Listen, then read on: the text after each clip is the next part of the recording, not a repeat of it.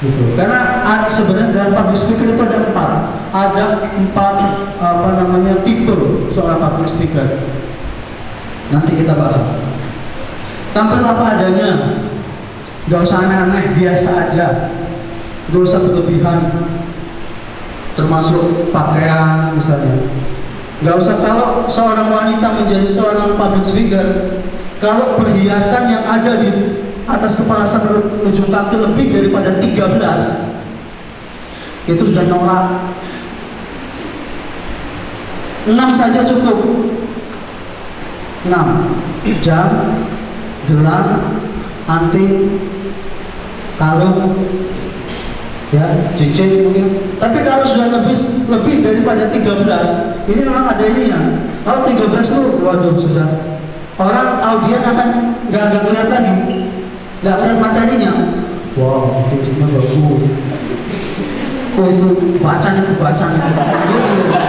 Gitu aja malah begitu. Kalau itu bunga gitu kan. Ada begitu. Atau bawa rotin segitu besarnya. Wah itu. Wah, gitu ada apa? Konsentrasi audien terpecah. 10 itu masih masuk normal. 10 ya. Anting 1, kalung 2, jam 3, gelang 4. Apa lagi biasanya kalau cewek? Aksesoris. Bras, apa namanya? Bros. Nah, 5. Biasanya paling banyak kalau ini kancing baju. Kancing baju kan kadang ada yang gede-gede banget itu ya. Pada masih gede-gede apa namanya? Gitu loh. Nah, itu juga apa yang biasa-biasa saja. Gitu. Gak usah terlalu memberikan kesan yang wah, tampil apa adanya. Gitu. Terjawab belum mas? Udah ya. Ada yang nanya lagi? Kita enjoy aja, enjoy. Next. Oh, iya. Misalnya dalam acara organisasi itu yang ada moderatornya, ada misalnya ada yang bertanya, nah mungkin nggak sih pertanyaan itu nggak bisa dijawab oleh motivator? Mungkin saja. Terus cara mengatasinya gimana? Cara mengatasinya, misalnya ada pertanyaan yang sepertinya sulit, itu biasanya pertanyaan melenceng dari tema, apa namanya, dari tema atau apa. Terkadang karena kalau motivator itu biasanya keahlian khusus mas, ya. Dia akan bicara kasarnya, aku ngomong ngeles lah, cara ngomongnya gitu, ngeles.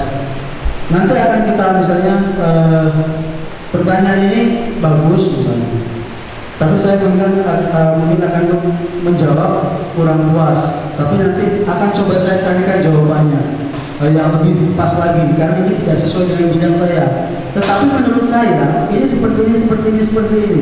Diberikan dulu apa namanya clue-nya,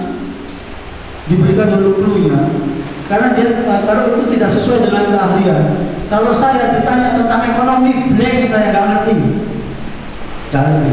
Tapi kalau saya ditanya tentang bagaimana hukum dan sebagainya, saya tahu walaupun sedikit, gak banyak juga. Gitu. Tapi saya akan bisa di situ akan bisa sedikit menjelaskan. Tapi kalau ditanya, walaupun saya tuh IPS dan saya ekonomi, gitu kan, saya ditanya tentang apa yang berkaitan dengan ekonomi, saya ngertinya pokoknya kalau usaha gitu aja. Dalam buku akuntansi juga nggak ngerti juga bagaimana cara menghitunnya, karena saya sudah menerjunkan diri di bidang itu. Nah, tapi di situ kita juga bisa memberikan clue semampu kita. Setelah itu kita tanyakan kepada orang yang lebih ahli. Mungkin kita bisa tukar HP, HP atau email sebagainya. Jawabannya itu bisa kita email. Itu terkadang kami juga begitu. Kalau saya nggak ngerti, itu saya kasihkan clue, saya minta alamat emailnya, nanti saya kirim. Gitu. Saya pertanyaan misalnya tentang serikat pekerja, undang-undangnya, terus bagaimana misalnya terjadi PHK. Saya ngerti, tetapi secara lebih rinci saya nggak paham, akan saya tanyakan kepada hakim PHI misalnya, hakim perhubungan pengadilan hubungan industrial. Nah, di situ saya akan banyak belajar juga, menambah ilmu. Setelah itu juga saya kirimkan lewat email. Begitu cara mensiasatinya. Tapi jangan, karena saya nggak bisa, nggak akan saya jawab. Jangan gitu.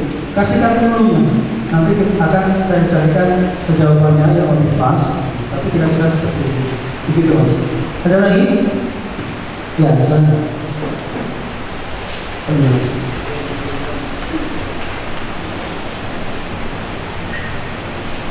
Selamat pagi. Perkenalkan, nama saya Putri. Saya ingin bertanya, bagaimana mengatasi kelemahan diri seperti minder atau kurang percaya diri untuk tampil di depan umum, dan bagaimana cara memberi motivasi pada diri sendiri yang memiliki kelemahan tersebut untuk menjadi public speaker yang baik. Terima kasih. Oke, kita langsung bahas. Sebentar Pak ya, kita bahas dulu.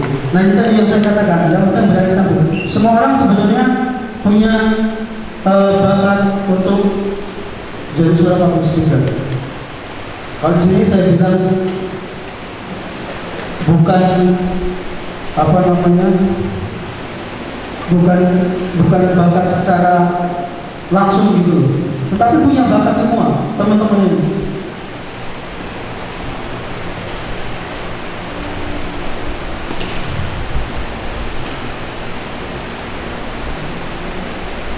Terus naik dulu, kita sambil contoh. Nah ini yang saya katakan. Karena ini bukan soal bakat. Karena kita nggak merasa bakat kita bukan di public speaker, kita kadang merasa takut, sedih, takut, grogi, gemeter, nervous, gitu kan? Banyak rasa-rasa yang timbul saat kita disuruh ngomong. Karena itu tadi. Karena apa? Seorang public speaker, saya katakan lagi, bukan sekedar bakat, bukan soal bakat, tetapi semua orang bisa melakukannya. Hanya dengan apa? Dengan berani tampil. Saya katakan tadi, berani tampil. Saat berani tampil, kita biasa tampil itu nervous, takut, grogi akan hilang. Next, next, nanti kita lihat lagi. Terus.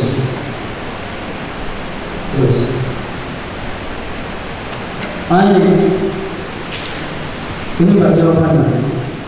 Persoalan dalam public speaking ini lah, kita merasa gugup, grogi, merasa tidak bisa, merasa kita karena tidak terbiasa, gitu kan? Terus takut salah ucap, salah ngomong, takut ngeblank. Kita biasa sering ngomong demam panggung. Itulah demam panggung, ngeblank akhirnya. Kita nggak ngerti apa-apa. Karena sudah grogi duluan, sudah pengen ke kamar mandi terus gitu kan, yang kencing lah, yang macam-macam. Nah, jadi hanya berarti kita nggak ngerti. Nice. Caranya gimana? Nice. Ada 5, 6. Oh, ada 5 sebenarnya. Ada 5. Bukan 6. Ada 5. Nah, ya, 5 tips menghindari rasa grogi. Saya katakan ini salah satu trik ya, salah satu triknya. Pertama itu gerakan badan. Gerakan badan itu gimana? Saya tadi duduk di belakang, nggak langsung duduk di depan. Itu sebagai salah satu contoh. Ketika saya dipanggil, saya nggak langsung cepat, saya jalan sampai depan. Dalam perjalanan itu kita bisa mengurangi rasa grogi kita. Gerakan badan. Atau di sini saya nggak menurun duduk di sana, saya jalan-jalan, tapi terus tidak ada setengah mati. Nah, ini juga bisa mengurangi rasa grogi. Saat kita berjalan ke depan, itu grogi kita lama-lama akan hilang. Terus saat kita di depan, jangan kita pidato. Bapak Ibu yang terkasih, groginya akan kita lakukan lagi kalau baca pakai kertas. Saya juga tadi melihatin Mbak yang ini ya, tadi kali semakin grogi belum putus. Gitu, bisa gitu. Iya gitu, kenapa? Itu grogi, wajar Pak, grogi itu wajar. Caranya gitu tadi, nggak usah takut, yang itu berani. Tapi pertanyaan berani tampil. Yang pertama. Yang kedua curi waktu. Curi waktunya gimana? Bisa misalnya dengan saat ini berkaitan dengan tarik nafas ya. Dipanggil tadi sambil tarik nafas. Lama-lama sampai kemana akan hilang. Tapi terus ya, groginya sampai depan dia aku ngomong apa lagi gitu. Nah, sampai di depan itu juga kita ambil nafas dalam. Bisa dengan misalnya teman-teman nanti jawab ya saja. Selamat pagi. Nah, bisa dengan curi nafas pada saat salah. Misalnya assalamualaikum warahmatullahi wabarakatuh. Teman-teman kan menjawab. Perasaan kita curi nafas. Itu curi waktu begitu. Tapi terus jangan terlalu menonjol seperti tadi. Biasa aja curi nafas itu.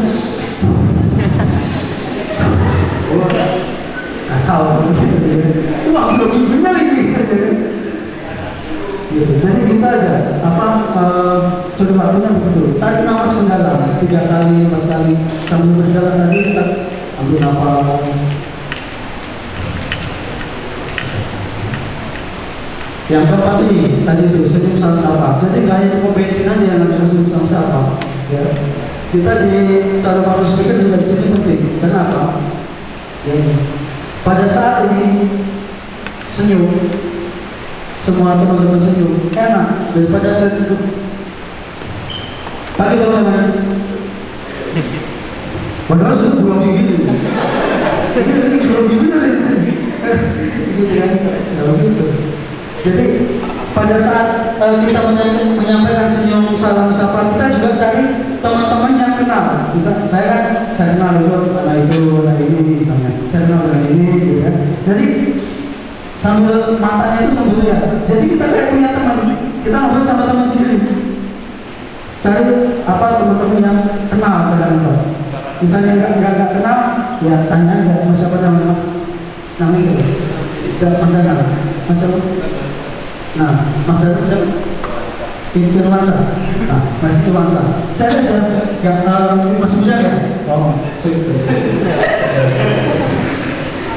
Tapi bisa berbeda atau enggak? Nanti. Oh, hujan. Oh, nah jadi sambil kita bukan SKSD, tapi kita sambil cari kenalan.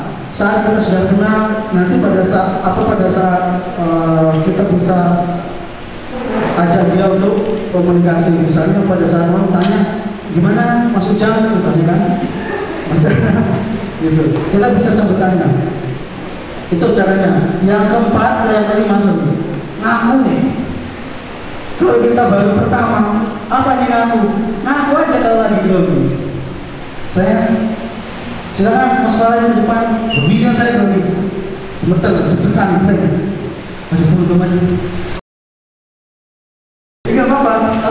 Teman-teman di sini biasanya lebih toleran. Oh saya juga pernah grogi kayak Fala itu dulu ya. Saya juga pernah grogi. Ngaku aja nggak apa-apa. Saya grogi teman-teman di sini mungkin sudah pengalaman. Jadi ngaku aja nggak apa-apa. Karena kita masih belajar. Kalau kita terus-menerus nanti lama-lama itu akan hilang. Lama-lama nggak akan grogi. Hanya pertamanya aja. Pertama itu akan grogi. Penyampaiannya seolah kaku banget. Tapi nanti kalau itu sudah terus kita yang penting berani, kita lama-lama gak akan grogi. Bertanya pada saat di kampus juga akan sangat terbiasa. Biasanya orang-orang yang sering bertanya di kampus itu orang yang malah ngerti, bukan orang yang gak ngerti. Gitu. Karena apa? Pada saat dia bertanya, dosen itu akan lebih tahu dia. Biasanya begitu. Orang yang bertanya yang memang ada yang nggak ngerti. Tapi kebanyakan biasanya mereka yang paham, sudah ngerti. Nah dia yang lebih ngerti, makanya mereka tanya. Nah seperti itu. Next, ke atas tadi. Ini yang